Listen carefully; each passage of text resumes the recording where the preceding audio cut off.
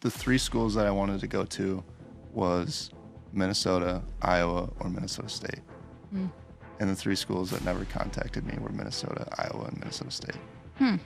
And that was tough because I felt like I was good enough to play for them, and I would have went for dirt cheap.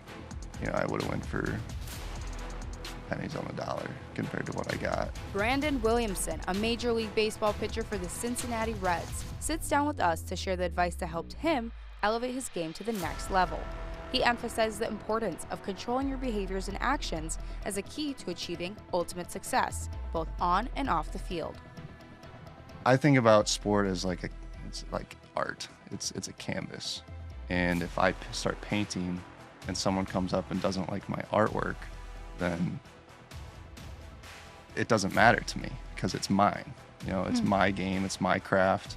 If I mess up, my failures are my lessons. So if my failures are my lessons, then they're very vital to my painting, you could say.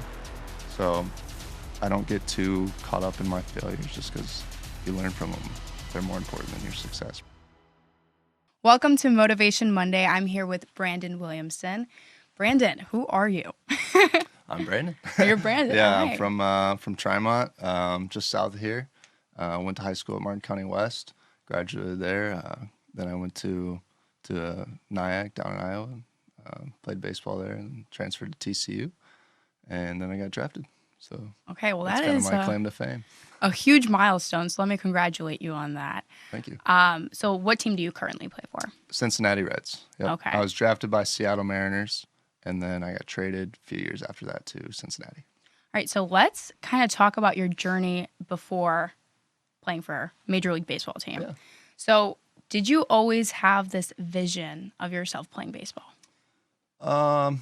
That's probably my most popular question everyone asks me. And, when you're a little boy or even playing at all, you dream about that stuff. So I definitely had always thought about oh, that's the goal. That's awesome. But it was never really, I'm going to make a living doing this until I got to college.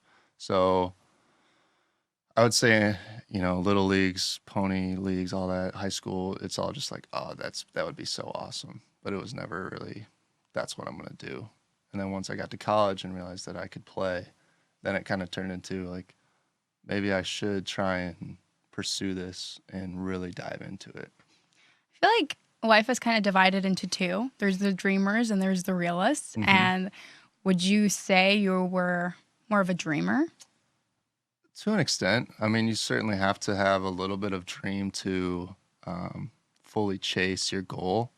There's certainly, you have to be very real in chasing your dream because, if I wanted to be a boxer and that was my dream, sure, I could chase it. But at some point, I'd realize, maybe this isn't for me. So throughout my whole career, I had to have checkpoints of, this is my dream, but it's also real, and then continue. And then I get to the minors after I get drafted. Okay, this is still my dream, but is it realistic?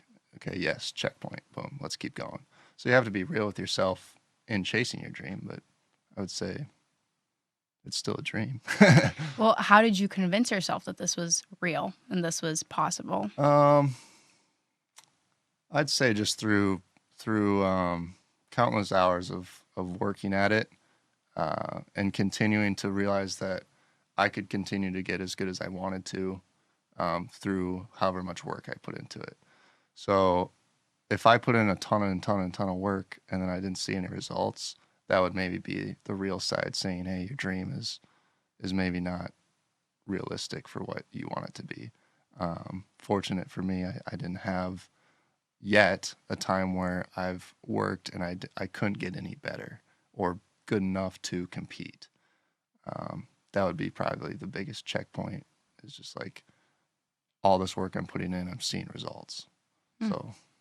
So did you have posters of famous baseball players around your wall that you'd look at every day and be like, that's where I want to be? I actually had stadiums. Fenway Park, I had a big fat head of Fenway Park in my room. And it was right above my bed. So I'd always look at it and dream about playing there. I didn't get to pitch there, but one of my first games in the big leagues, we traveled to Boston.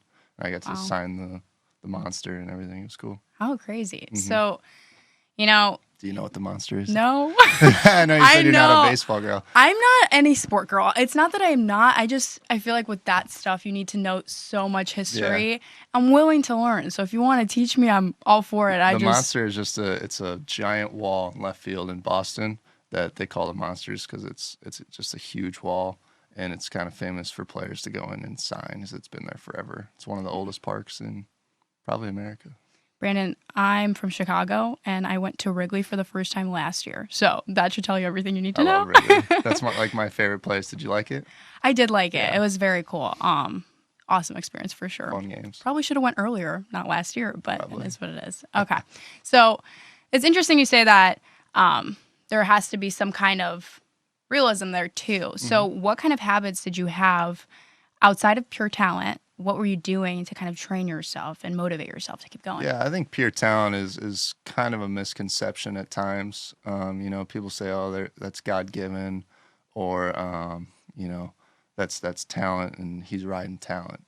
I certainly have talent, what people would call talent, but I think that it's. I've seen a lot of guys with talent, and it didn't matter whether it was mentally it didn't work for them. Physically, they couldn't just work hard enough to amplify it. They couldn't stay out of trouble type things. Talent is just like a precursor that people kind of get caught up in that I just don't really believe in too much. I really think it comes down to, can you put in work? Can you understand what you're trying to do? And really, do you have the confidence to go through it when it's not going well? I certainly wouldn't say that I don't have any talent because I do, but it's from hard work. People don't get to see all the talented players, right, in the world. They don't see all the things that they do to be talented, right? So that would be more work ethic to me than just talent.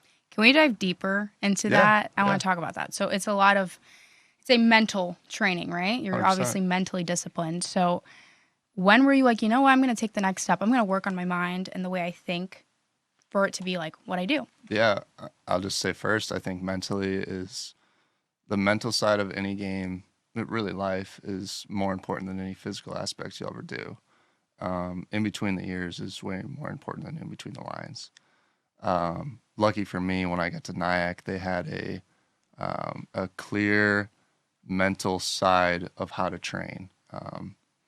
They went through a guy named Brian Kane, who now I actually work with individually, but he just trains basically the whole mental side is really control what you can control. Don't worry about what you can't. And I adopted that really early in my career. Was if I can't control it, then it is what it is, and I'm gonna deal with it. I wouldn't get too frustrated if it didn't work out or whatever happened. If I can't control it, I'm just gonna go through it. If I can control it, then I'm gonna do the best that I can with it. That's probably the biggest mental lesson that can be taught is control. You can control. If you can't, then that is what it is. You still got to do it, but that it just is what it is. It's funny you say that. We had a guest on before you. Her name's Dr. Sindra Kampoff, and she worked with like the Minnesota Vikings, and she was saying that she would teach the players, let's say you had a bad play, stressing out, flush the toilet. Yeah. And I think that's fascinating because I feel like oftentimes when you do something bad, you will beat yourself up about it, and it's just as simple as letting it go and being like, oh, that's bad play, bad call, whatever, on to the next. Yeah. So how do you keep yourself kind of motivated and don't take things too personally? Can I expound on Yeah, that of course. first thing Go ahead. first? I think, that's why I love sports so much, is because flushing the toilet, and why if my daughters want to play sports, I would love them to, because flushing the toilet is not a baseball lesson. It's not a football lesson. That's really a lesson you can learn in any aspect of life. If something goes wrong, probably the best thing you can do, if you can't control it, is flush it. That's that's a life lesson. Sports to me teaches you so many things more than just how to play the game. So to continue on your next question, personally, like how do I not take things personally? It's really just I think about sport as it's like art. It's a canvas. And if I start painting and someone comes up and doesn't like my artwork, then it doesn't matter to me because it's mine. It's my game, it's my craft. If I mess up, my failures are my lessons. So if my failures are my lessons, then they're very vital to my painting, you could say. So I don't get too caught up in my failures just because if you learn from them, they're more important than your success, probably. Very wise. Wow. Well, I feel like in the beginning of your journey in sports and life, you probably didn't think that way. So what got you to kind of start changing the way you think, and how has that helped you succeed in sports? Yeah, certainly did not think like that when I was younger. I would say it was all that mental training, the mental coaching of control what you can control. Let's go deeper into dumb it down into simply, does this response that I'm about to do help or deteriorate from my career? So if you are mentally sound and you can, discern those two, you'll always choose the route that says this is the route that will help my career. Even though emotionally you might want to flip out or get mad, and I'm not saying I don't. I do. I definitely do that at times. Human. But it's wrong. Yeah. And if you can just clearly see the path of this takes away from me or this adds to me, then you'll choose the adding route every time. And it's usually the one that says flush it or, don't let it get to you, whatever the case may be. People often are like, oh, don't let that get to me. It's such a cliche, but it is really important. Like, Yeah. that is crucial advice. And it's really easy to say, don't let it get to you, Yeah. because a lot of things will get to you, and you got to practice that. Every little thing that's said to you is a practice of, I won't let that get to me. And it will, Yeah. it will, but that's okay. So let's take it back. Let's say you're in high school and you said you didn't necessarily know you were going to go play professional ball. But I was actually going to the Marine Corps about 2 weeks before I went to college. Wow. Yeah. And what kind of drove you back to baseball? Why didn't you take that route? So I was playing in town ball here in Minnesota. There's each town gets a little group of guys together and they play the other towns. It can be high schoolers, grown men, whoever. They just get a team. And what age were you in this time frame? I played when I was 17 and 18. Okay. And I was playing for Blue Earth, and I played for Blue Earth because my high school coach at MCW was from Blue Earth, and he asked me to play for their team. Okay. So I was playing for them, and a former player at Nyack, I believe it was a Naraki, called and told the coach and said, hey, I just watched this kid play. You should come check him out. And he came. At this whole time, I was coming up to Mankato actually to do Marine training because my brother went in the Marines, and I was like, I don't like going to school, so Yeah. I'm going to go to the Marines. So you were just playing for fun at first? I was just playing for fun. Okay. Yeah, I just enjoyed it, and I still think town ball is awesome. It's a really cool thing. Maybe I should play. You should. You should. And so then the coach came up and watched me, and this was probably late July, and I wasn't that good, so he wasn't like, oh my gosh, you need to come here. But he asked my dad and I to come down and check the campus out, and we did. And I was basically like, Dad, I kind of want to do this. And he was like, well, if you're gonna do it, then you got to go all in. Like, if you're gonna do it right. No more Marines. No more Marines. So that was actually a very nerve-wracking phone call for me. I thought that the Marine Corps was gonna be like, no, you have to come. You're gonna serve 4 years. And but they're fine. They're is what it is. I hadn't signed my papers to go yet. Chasing my passion, sir. Yeah. I actually told him, I was like, I'm gonna try and go play at the U for the Gophers. I definitely at that time did not think that, but I made up that lie to make it seem better. And but they're fine about it. And then I walked on to Nyack, And Where is Nyack, if you it's don't in mind me Mason asking? City, Iowa. Mason City, Iowa. Okay. Yep. You don't want to go there. It's okay. Well, I You don't need to originally hear went to about it. Iowa City, so I'm like, how far is Mason City from Iowa City? Yeah. Far? Yeah. Hour and a half. Oh, maybe. not bad. All right. My freshman year, I was probably bottom of the totem pole for our whole team. I was definitely one of the worst pitchers, and a little thing about me, I don't like being bottom of the totem pole, so that kind of drove me to get really good. And after my freshman year, I was okay. I went to the Northwoods League, the Moondogs. I didn't play for them. I played for Thunder Bay, but same league. And there was kind of when it started clicking. I started throwing a little harder, facing legit talent. And yeah, do you want me to? This Well, is kind of a I'm deep dive. curious because you said that you were kind of at the bottom. Why is that? Do you think you kind of, in your mind, viewed yourself like you were at the bottom? No, I definitely was. That was a physical standpoint and just skill wise. I was definitely.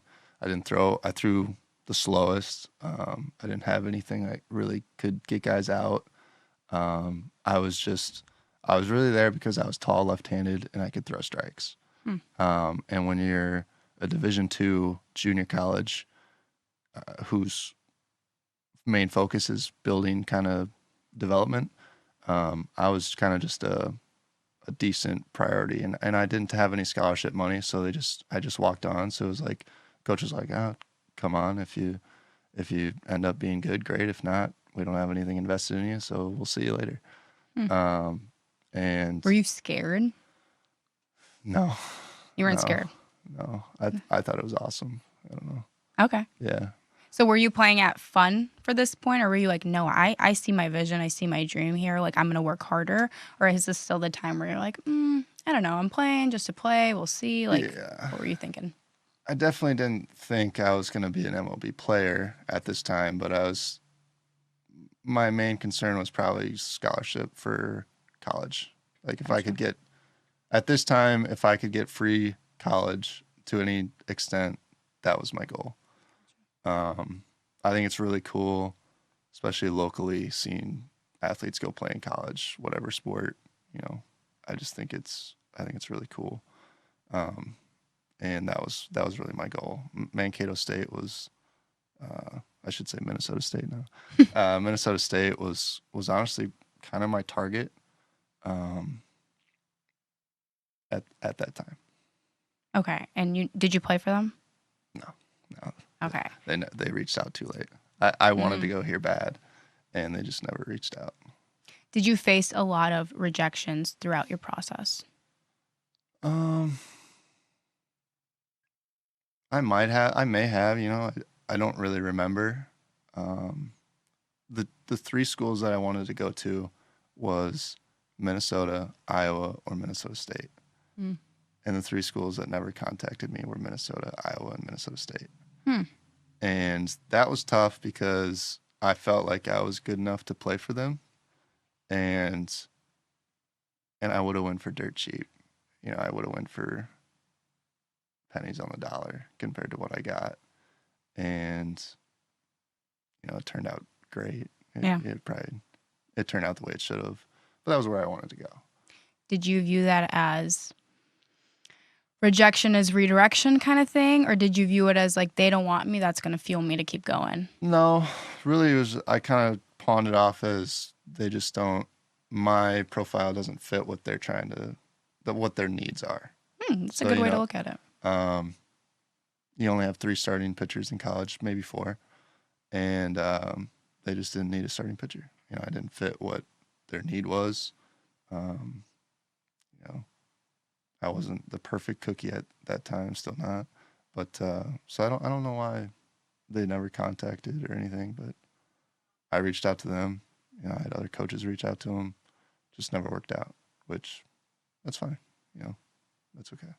So after that, where did you go? I actually committed to Michigan State my sophomore year. So I was, after my freshman year, I went to the Northwoods. Then I came back, and my sophomore year is when I really started to kind of click and start to throw hard. So for reference, the average high schooler here probably throws, low 80s, maybe mid 80s. Mid 80s might be a stretch, but mid 80s. What do you mean by that? They throw 82 to 85 miles an hour Okay. in high school. Gotcha. I would say. I don't know that for sure. That's a guess. Okay. I was throwing maybe 80 to 82 when I got out of high school. And when I got done with my freshman year, coming into my sophomore year, I was throwing 91 to 93, which is good. It's not great. It's good.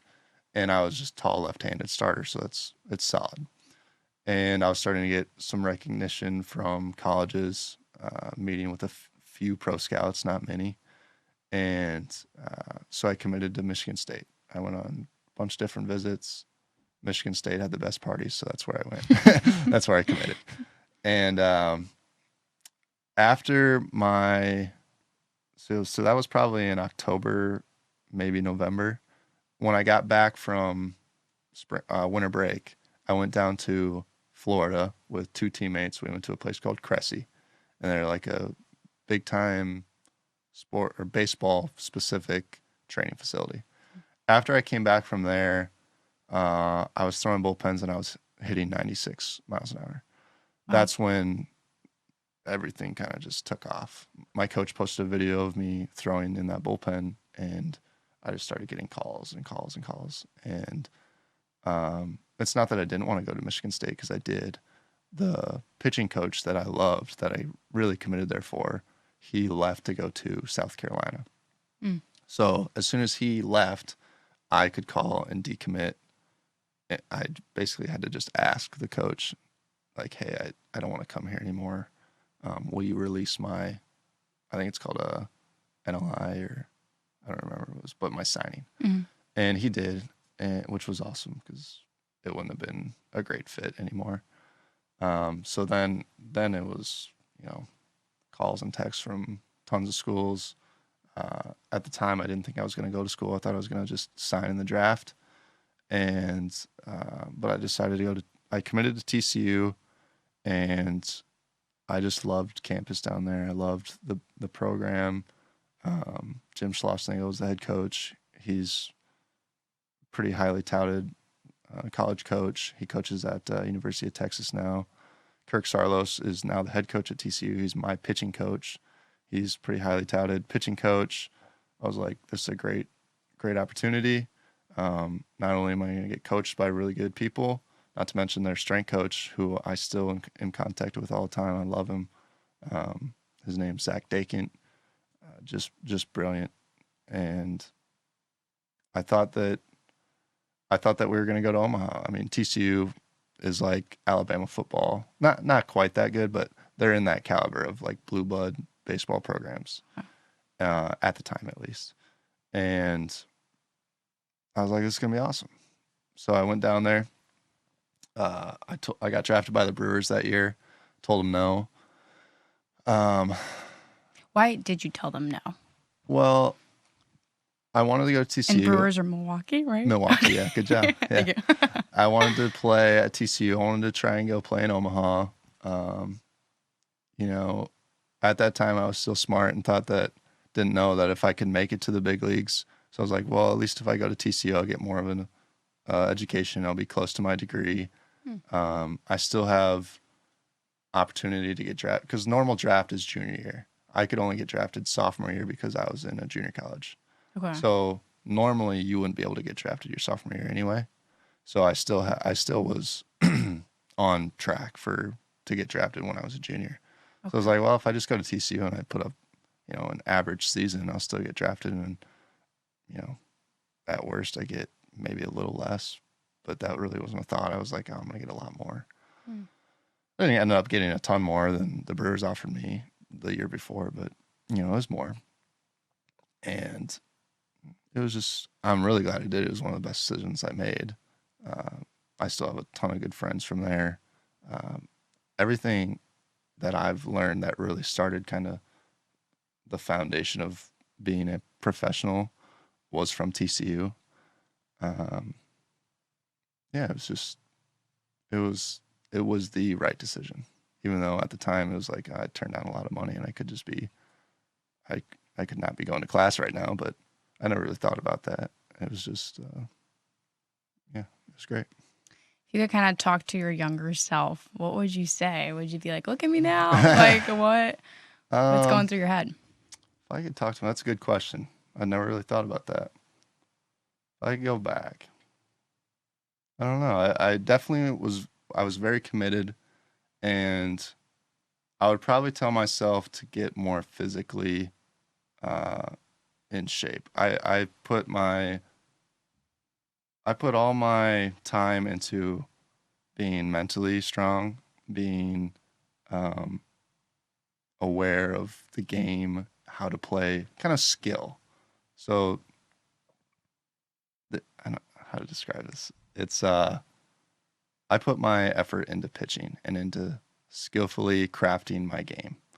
Whereas I wish I would have took a little more out of that and put more into you need to get as big and as strong as possible and be, 6'6",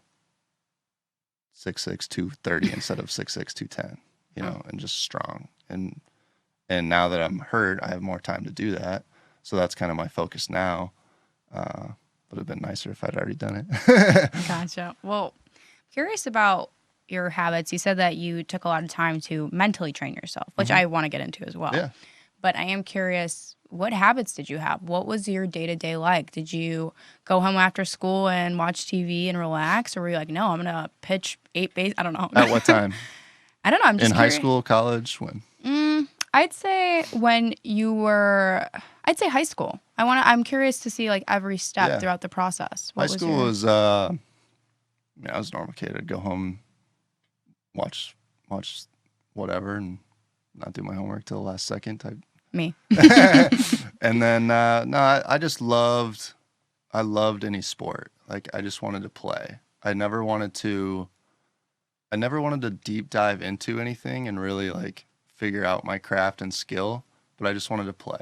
Like, it didn't matter if it was football, baseball, basketball, golf, wrestling, anything. Like, I just wanted to go play. And why was that? Is it to be a part of a team, or what was the reason? I just found it fun. I don't know. Activity. Competing. I like to compete, Competing is really, where are you at on the scale of the sport, It's just, how good are you? How good am I? And I love that, Okay. I don't know, just play. And then once I got to college is when it was no longer play. It was, how can I craft? How can I be as good as I possibly can? And what did your routine look like? If you were to kind of give us an image of morning, wake up, what was the routine? In college? Mm-hmm. When you were like, you know what, I'm going to commit to this. This is my time. What did that look like? Early weights. That was a team thing. I want to say it was 4 times a week. 6 a.m. weights, class, practice.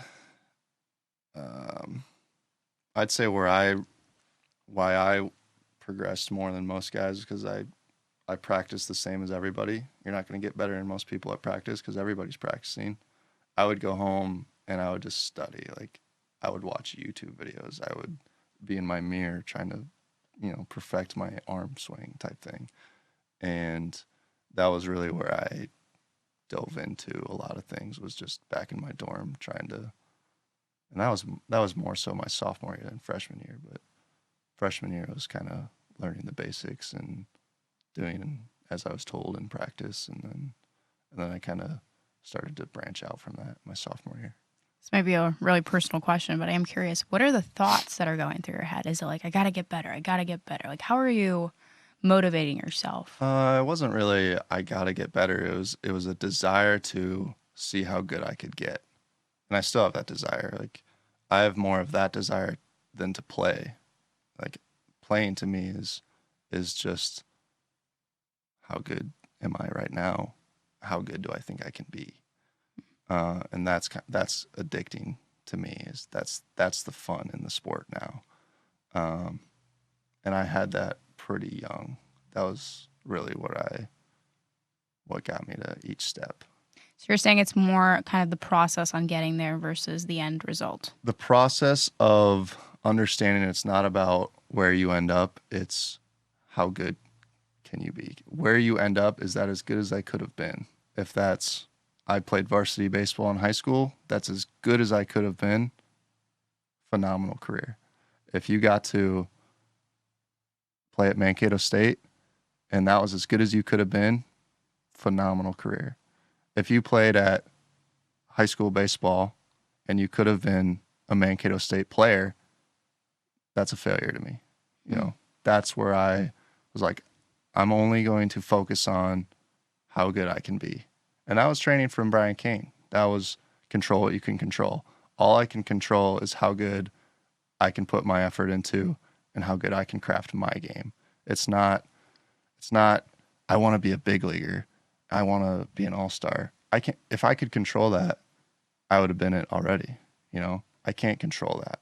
I can only control how good I can be, how much effort I put into it, what I focus on, what I do. So, does that make sense? Yeah, I'm curious. The end goal is not the big leagues. It's not. Yeah. It's only how good can I be? Because then you just keep going. Do you think that that's your personality, or do you think everybody has that will? I think athletes should think that way. To me, it just makes sense. So maybe it's personality. Everything I do, I just want to be as good as I can be at it. Partially, that's not totally true. I want to beat everybody at whatever I play. But yeah, it should be taught more. It's more so about you and you being as good as you possibly can be. Because there's no failures that way. You versus you, huh? Yeah, if you get to the point where you're at the end of your road and you look back and you say, I did everything, I can't be any better, you will have no regrets about your, whatever it is, the life that you are living. So, but if everyone says, oh, you should be at University of Minnesota playing, and you end up at Mankato State, you're like, oh, I'm a failure. You know, I didn't make it. But did you really? Maybe not. Maybe you were. Who knows? Only you know, because you only know how good you can be. That was very wise. Maybe some coach, a good coach, can probably see it and say, hey, like, you have a lot left in you. You can keep going, which everybody needs help at times. You know, that's what good coaches do. But it shouldn't be, the end means shouldn't be like results or a certain thing. It should just be, how good can you get? So what are your next steps? What is something that you're kind of chasing right now? The physical side. I just had lessons with a few kids like a week ago, and this is what I told them. I was like, I put things into 3 categories. Physically, you need to be able to do hard work. You need to go through, you know, you need to get bigger, stronger. You need to put in the effort. You need to sweat type thing, you know, nuts and bolts, get some calluses on your hands. Physically, that's where I'm trying to, not that I don't, I work pretty hard, but physically, I think I can get bigger and stronger, and that will aid my game. Mentally, are you sharp? Can you make sound decisions? Can you understand there's reactions? I can react 100 different ways. What's the best way to react? What's the best decision to make? Because you can make any decision. There's no clamps on you to do anything. You can decide whatever you want to do. So can you make sound decisions? Can you handle adversity? Can you be confident? You know, in between the ears, like I said earlier, in between the ears is more important than in between the lines. It doesn't matter how much talent you have if you can't handle the game, you know. Thirdly, I say spiritually, because spiritually to me is understanding baseball doesn't matter. You know, these things aren't that important. You know, my purpose on life is not to try and get the Minnesota Twins hitters out. You know, it's bigger than that. So when failure hits or stuff happens, it doesn't really affect me that much, because it's just like, oh, like I understand that big picture, this doesn't matter. You know, spiritually, you can believe whatever you want to believe. I'm not saying go to some denomination or whatever, but you should have some understanding of that. I think that's just my personal, you know, chart on that. But I think those three things, if you could dive into those three, you not only cover sports, you cover your life, like mentally, physically, spiritually. If you have those three things covered pretty well, you're going to be able to make good decisions. You're going to, you know, understand that there's what's important and what's not. And you're not going to get razzled by little small things. I like that. I think it's interesting. So let's say you have something and it didn't work out the way you want it. Mm-hmm. Do you view it as how would the best version of me respond to this situation? Or are you more like left or right, you know? I really think it's weighing out everything that you know. Like, I only know what I know. So with what the knowledge that I have, how can I make the best sound decision possible? And if I can do that, it might be wrong, which is okay. But if I do that and I weigh all my options, I weigh what I know, and I make a decision, and at some point down the road, I look back and say, "Oh, that was wrong." Well, I understand why I made the decision, and I can correct it. If I just willingly kind of just float and I decide to make some decisions without true reasoning, then you can get to a point in your life where you're like, why am I here? How am I here? I made a lot of dumb decisions. You know, that's pretty important to, you know, a career, really a life at all. And it's okay to be wrong. You just got to know why. So who are you without baseball? What does your life look like outside of baseball? I'm a dad right now. You know. Congratulations. Thanks. Yeah, we have 2 girls. Polly's 2, Pruitt's 6 months, and that's a lot of it. I just had my elbow surgery, so I'm at home a lot, which is awesome. You get to be with the That's been girls, a nice thing that has come out of this. Yeah, dad, and I got into grilling a lot lately. So grilling? Okay, Yeah, what can yeah. you make? What are you making? My best is probably I do like cowboy lollipops. It's just chicken legs, and I cut the bottom of them, push them down. Okay. They're pretty tasty. Nice. Yeah, All right. that's my specialty. Interesting. Well, I am curious if let's say there's somebody looking up to you and they're like, like, I know I'm chasing my dream and it's just not working, and I get motivated sometimes, and then sometimes I just get, down. What is your advice to them? If you could kind of speak to them.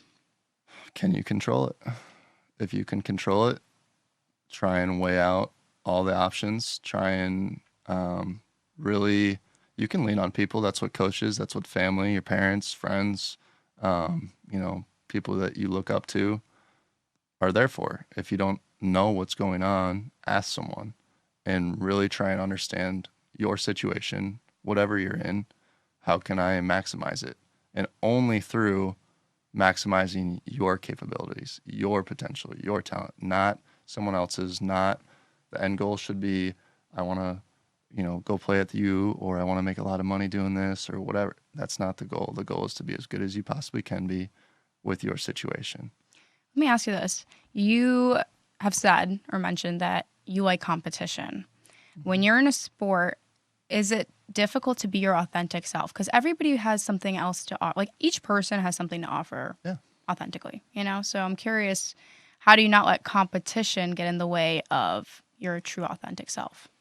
That's a good question. I think that when you're in competition, it's almost easier for me to feel authentic, because that is where I feel almost comfortable. It's like when I'm out there playing and it's some guy wants to hit the ball off me at 110 miles an hour, and I know exactly what he's trying to do. That's almost comforting to me, because it's like, oh, I know who you are. I know you're a competitor. I'm a competitor. We can just duke it out. Does that answer your question? Yeah, that's interesting. I don't. You feel like that is your true authentic self? Yeah. Competing. When you're playing, I feel like in between. Now we're talking in between the lines. Like, you can be really anything, you know, outside of a total jerkhead, which really you could be that too, if whatever. But you can just be whatever you want to be as long as your goal is to play and win, hold the integrity of the game up. And if you're doing that, I'll play against anybody, Did you have any limiting beliefs? Did you work on those? What do you mean? Like the way you think. Like, is it, oh, I didn't do good? Or like, what are your thoughts? I'm curious, like, how do you motivate yourself? How do you discipline yourself? Did you have any things like, I couldn't do that, I can't play Major League Baseball? Or have you always thought, you know what? Yes, I can. I think I can do anything. And And you have. I You can't, have. I can't do anything. I'll clarify. There are certain things in this world that I just physically or mentally, whatever, I can't really do. But if I go into that situation thinking that, it's just, I can't be as good as I possibly can be with that mindset. So if I go into any situation, any sport, any situation, and I think I can do this, I'm already a step forward of I'm going to be as good as I possibly can be at it, even if it's terrible. I'm terrible at a lot of things, but I'll be as good as I possibly can be at it. Gotcha. And that's the mindset. That's been my thought process for a long time on any situation, relationships, being a dad, cooking, grilling, whatever, that's how I try and look at it. And of course I fall short, but that's the standard. Who inspired you the most? Who kept you going?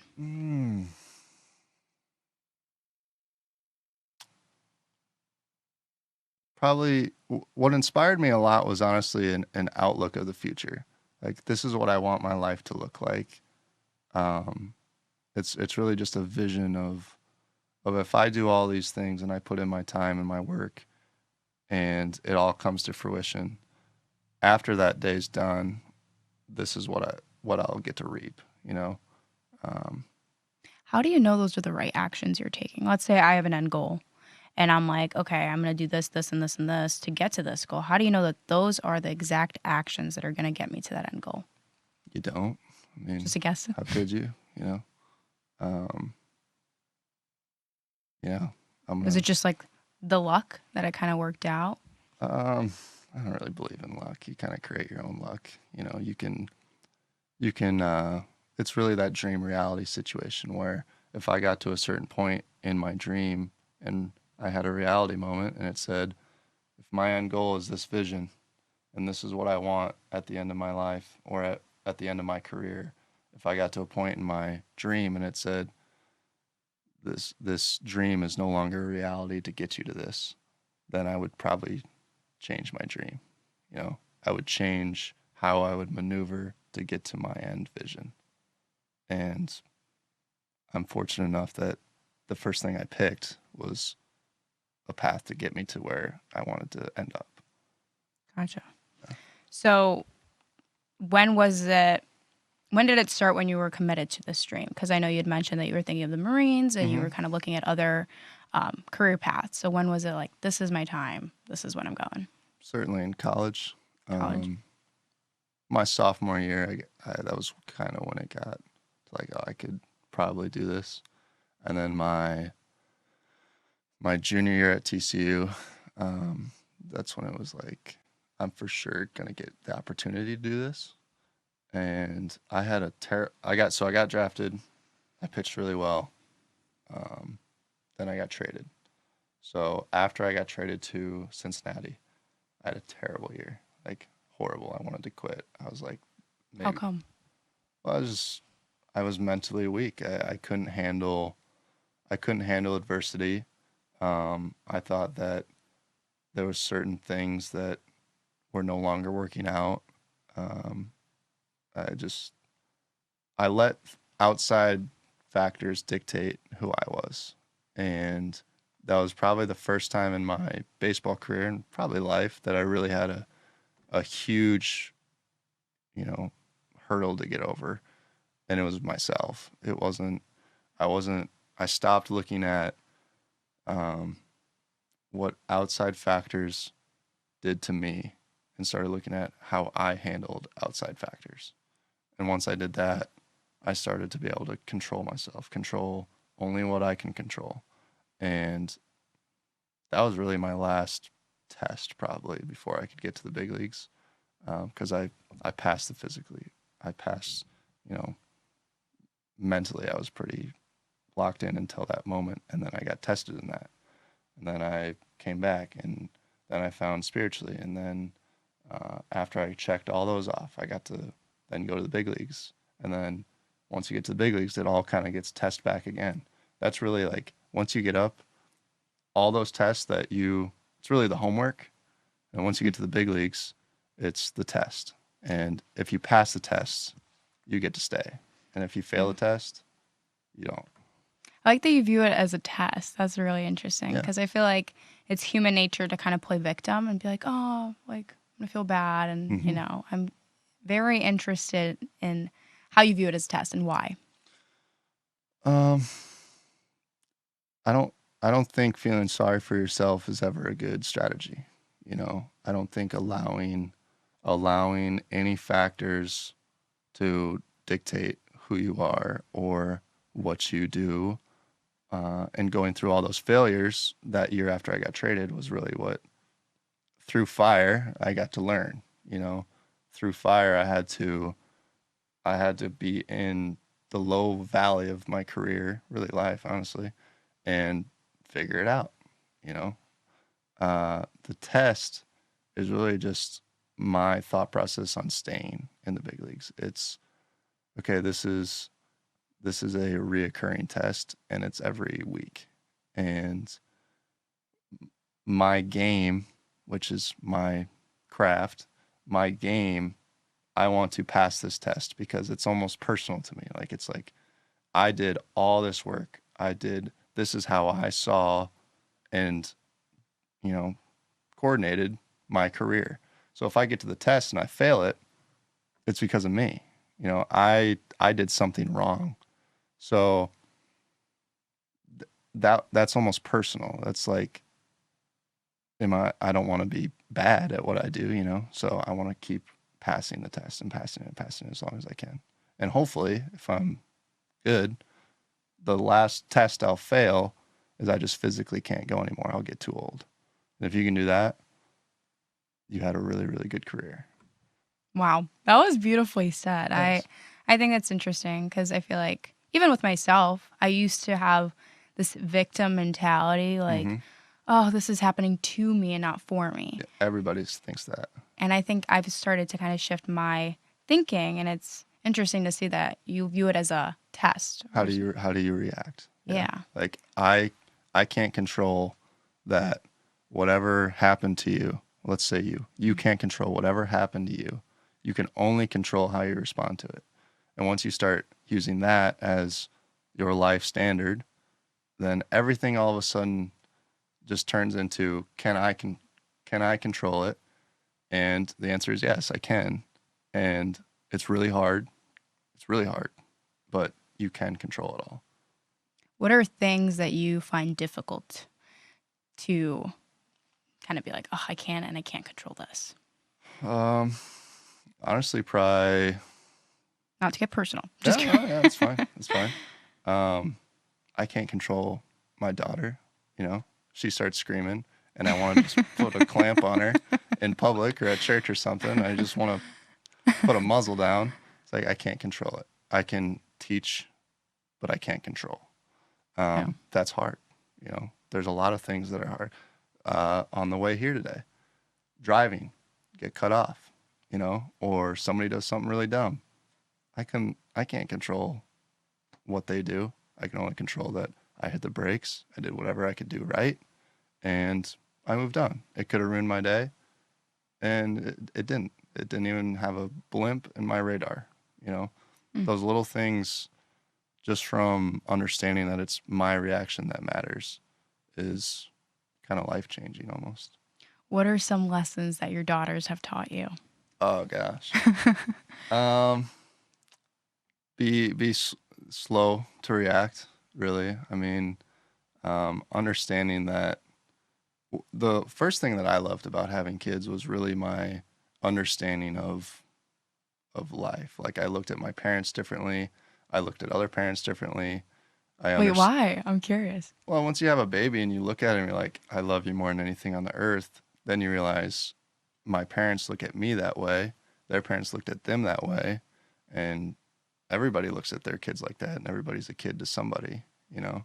So just outlook on other people. I used to be, I still am. I still am. I'm hard on people as far as like, if you're failing or doing something and you're not being the best that you can be, really, I look at them like, how could you live like that? You know, what are you doing? Whereas now I look at people with more compassion, and I need a lot of work on this because I'm still working on it, but that's kind of what kids did for me. It was the first big lesson, was like more compassion. I understand failures a lot more, you know. I know every episode of Bluey. I feel like this is like the kid favorite right now. Everybody's talking about my Bluey. Favorite too. It's adults' favorite. Oh, nice. Mhm. And do they kind of know what you're doing? What's your oldest daughter? She's 2. 2, Her name's okay. Polly, yeah. So She like baseball? Does she throw a ball yet? couldn't care less. That's the best part. You know, I could go out and give up 15 runs, or I could go out and blow out my elbow, and I'm coming home and I get to play dad. It doesn't matter. Yeah. So you kind of like turn it off for her. Mm-hmm. Nice. All right. Well, let me ask you one more question. Again, I kind of want to get back to this. If there is a kid in your same position that has a big dream, and he just doesn't know where to start, what do you recommend? Again, control what you can control. You have to be a sound decision maker. And there's a lot of athletes that are more talented than I was, talented, that were better skilled-wise at their sport, whether it's football, basketball, whatever, that solely just did not make sound decisions. And it's not because of necessarily, oh, they're partiers or they got up in drugs or, you know, they did something stupid. It's really, you have to be able to dictate your career the way that you want it to go, and that's through controlling what you can control. That's it. Did you write your goals down? I know you said that you had a poster on your bedroom wall, but did you have like a vision board? What were you? My vision was always just what I wanted after I retire. I've never really wrote down anything like that, no. Because again, that would be kind of results based, and if I could control it, I'd check them all off. Huh. You know, does that make sense? Yeah. So, and I can't control. I can and I can't. But if I could just check off all my goals, then that would be, I'd just do it. You know, Yeah. if I could control it. So I can't necessarily control all of that. So I think that's going to be the title of this podcast: "Control what you can control." That's what I've learned. Reoccurring theme. All right. Well, I want to thank you so much for coming Yeah. on. I really enjoyed the conversation, and good luck with the season and your kids and Thank you. family. Of Yeah, course. thanks for having me. Yeah, of course.